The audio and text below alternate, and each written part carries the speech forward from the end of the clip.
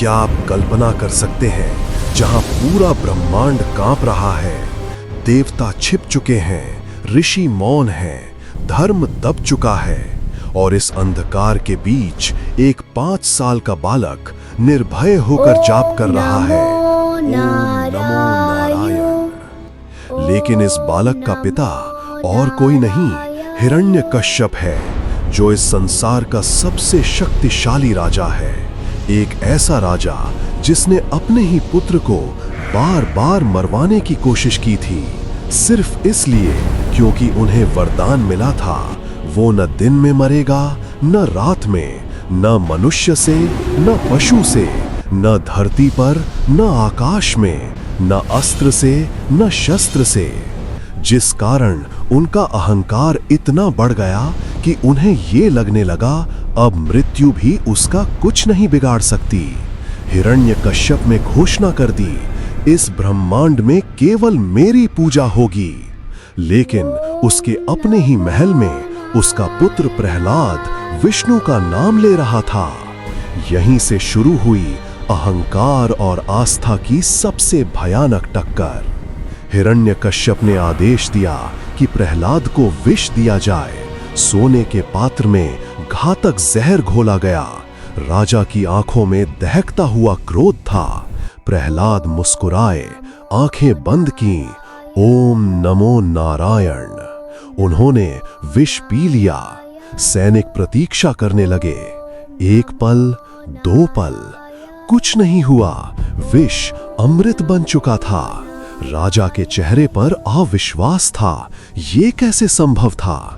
लेकिन उसका अहंकार अभी टूटा नहीं था। उसने फिर आदेश दिया, इसे हाथियों के पैरों तले कुचल दो। विशाल युद्ध हाथी छोड़े गए।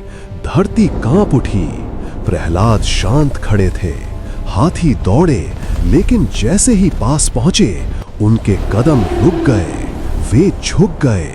राजा की मुट्ठियां कांप उठीं। ये भय था या क्रोध?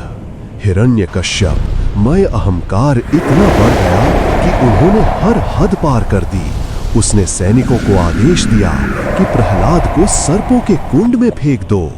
जहां अंधेरे गड्ढे में हजारों विषैले नाग थे, प्रहलाद को उसमें डाल दिया गया। ऊपर खड़े सैनिक सोच रहे थे, अब बचना असंभव है। लेकिन नीचे सर्पों ने उन्हें डसा नहीं, वे उनके चरणों में लिपट गए। अब हिरण्यकश्यप के माथे पर पसीना था। इतना सब होने के बाद भी ये पिता रुका नहीं। उसने सैनिकों को आदेश दिया, प्रहलाद को पर्वत की चोटी से नीचे फेंक दो। ऊंची चट्टान, तेज हवाएं, पर प्रहलाद मुस्कुराकर सिर्फ एक जाप कर रहे थे, ओम नमो नारायण।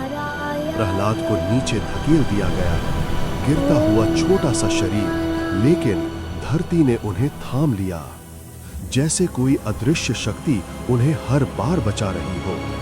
ये अदृश्य शक्ति और कोई नहीं, श्याम नारायण थे। प्रहलाद के चेहरे पर कोई डर नहीं था।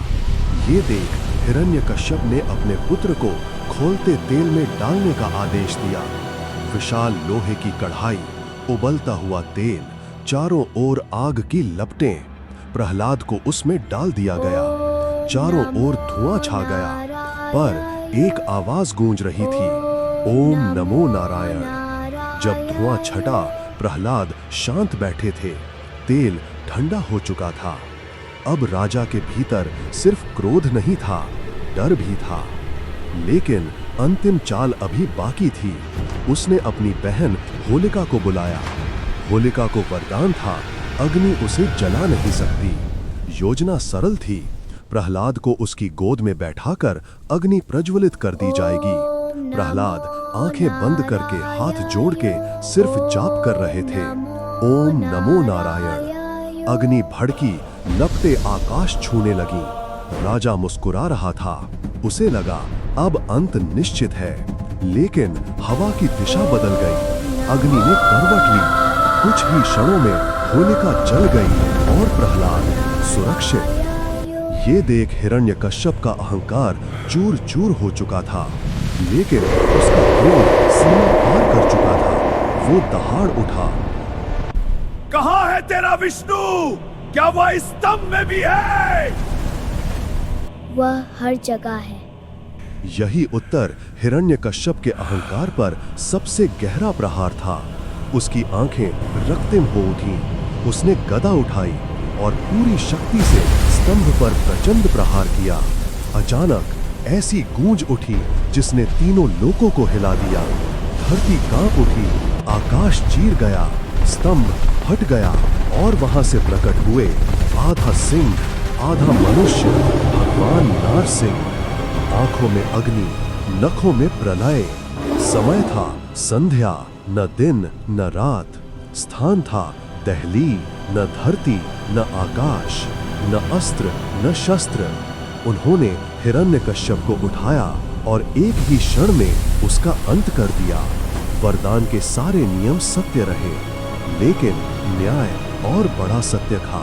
अहंकार समाप्त, अत्याचार समाप्त, धर्म की विजय।